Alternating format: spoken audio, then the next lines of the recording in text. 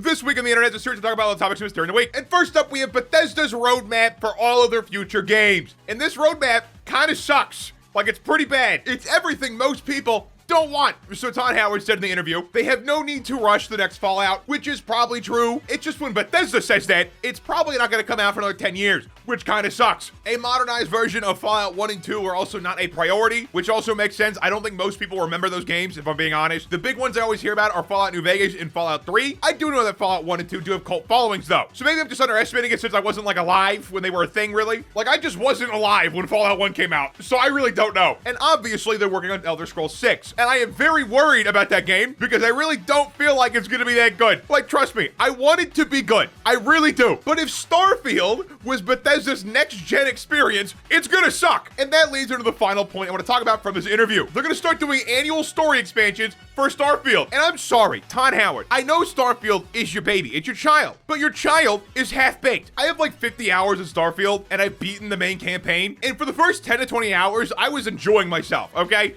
It was solid. But it turns out I just coincidentally picked the least annoying missions because the further I got in the game, the more annoying missions I was met with. Do you know how infuriating it is to do fetch quest missions on empty planets with nothing in them? And on top of that, to get to that planet, you have to go through like 4 different loading screens. It's ridiculous. It really is. And I don't think Bethesda releasing yearly expansions is gonna save this game. I think Starfield is just fundamentally flawed, and they're gonna have to make the actual base gameplay loop way better before people want to play more of this game. But I do not see Bethesda pulling a No Man's Sky with Starfield because the biggest reason old Bethesda games even hold up is mods. It's not even Bethesda fixing the game, it's modders. And this game is just less popular than Fallout. Over the last month, Fallout 4 has had triple the player count on average compared to Starfield. Starfield is not doing great. And I'm usually not a fan of these comparisons because it's usually done with games that shouldn't be compared, like an online service game and a single player game. But in this case, both these games are single player, both made by Bethesda. One of them is just way older. So yeah, I don't know what their plan is really. I don't think annual DLC for Starfield is a good idea at all. They should just give up and move on. But if you're like one of the 10 people who play Starfield, congratulations, you got annual story DLC now. And next up, we have the US government suing Adobe over convoluted cancellation processes. I am loving that the government is suing all these companies right now because they deserve it. They all do. And what Adobe did was really scummy. So Adobe has a month-to-month payment plan option for the Adobe Creative Cloud, which is fine. The problem comes in when you sign up for it because they don't tell you that that's a year-long commitment. And if you want to cancel, you have to pay a cancellation fee. And they don't tell you this anywhere unless you read the huge terms of service agreement, which no one reads because they're like 80 to 1,000 pages long and nobody has time for that. And they're being sued for not stating the cancellation up front, which I hope they lose. I really do. This is a scummy thing to do, and Adobe knows no one reads the terms of service agreement. Every company knows no one reads the terms of service agreement. So I hope these companies can stop using it as a shield because no one reads them. And wouldn't it be so much more interesting if companies had to tell you in bullet points when you signed up for something what they were doing? Like, yeah, we're selling you data. Yeah, we're uploading it all to the mothership. That'd be great. I wish they'd put that front and center. And next up, we have a small update to Dr. Disrespect's ban. So Dr. Disrespect made a clarifying tweet. Listen, I'm obviously tied to legal obligations for the settlement with Twitch, but I just need to say what I can say since it's just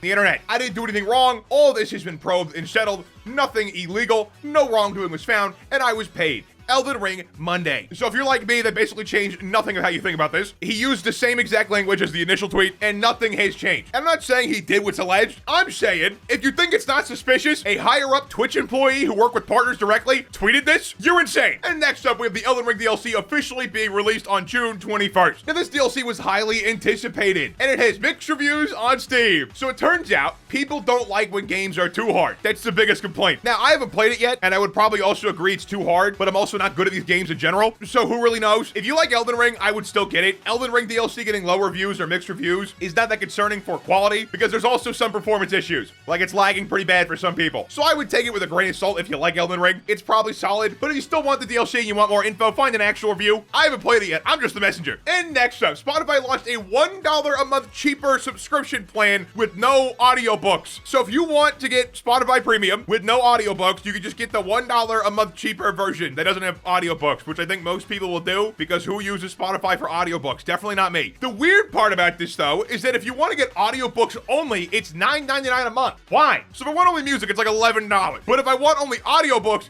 it's 10, and if I take the audiobooks off my subscription plan for music, it's only $1 cheaper. What? This doesn't make any sense at all, and it's just kind of annoying because it's like, okay, the audiobooks are worth $10. Why am I only getting $1 off my subscription? That doesn't make any sense. And next up, we have New York State signing a bill into law that bans addictive social media feeds for children and teens. This is a very interesting thing, and one thing about it makes it basically useless, and we'll get to that. But basically, the idea is social media companies can't send notifications to teens and children from midnight to 6 a.m., which is whatever. And then you can't have a recommendation algorithm until you're 18 years old. So if you try to use social media and you're not verified, it'll just censor all the content until you prove you're 18. And how do you prove you're 18? ID verification. Yep. So this bill just basically made VPNs very popular in New York because most people are not going to want to give Twitter or Facebook or whatever their IDs. And I definitely don't want to give New York my ID because have you seen government websites? Would you trust them with your information and security? I wouldn't. And New York has one of the better ones, and it still looks dated. So yeah, I think this is a bad idea. With how unsecure these companies are and governments are, I don't think they should be taking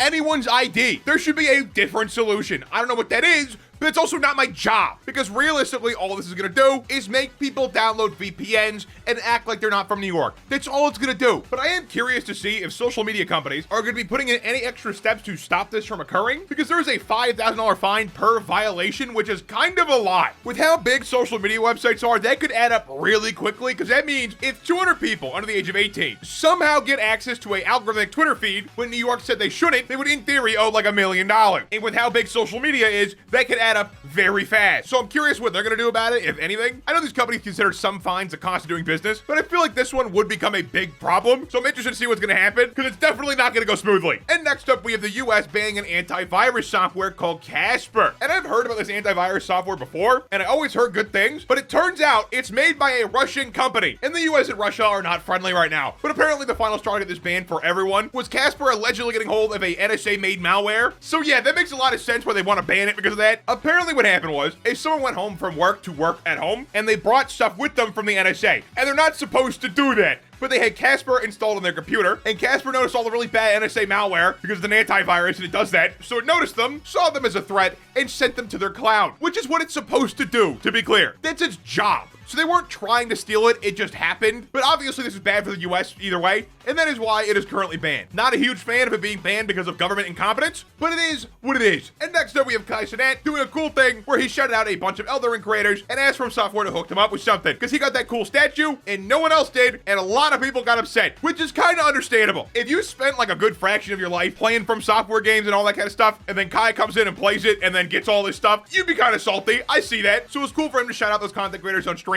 and also ask from software to hook them up because he didn't have to do that at all. It's just a nice thing he did. So that's pretty cool. And next up, I have a little Helldivers 2 tangent because I played this game too much and have no one to talk to about it. So they recently released a patch that fixed a bunch of weapons, and I appreciate that, Arrowhead Studios. It's a very good job. You fixed a lot of the problems I had with the game. But why does the spear crash my game like 25% of the time? There's seemingly no reason. Why does it do that, Arrowhead? Why? I've been trying to be patient here, okay? But half the updates for this game break it even more. So please, the next time you patch it, don't make guns crash the game, please. This is like the third time it's happened, for the love of God! And that's been the weekly recap. Let me know what you think in the comments down below. Like and subscribe if you're new. Follow me through @spatnz1 and click the answer down, check out all my content, and have a good one.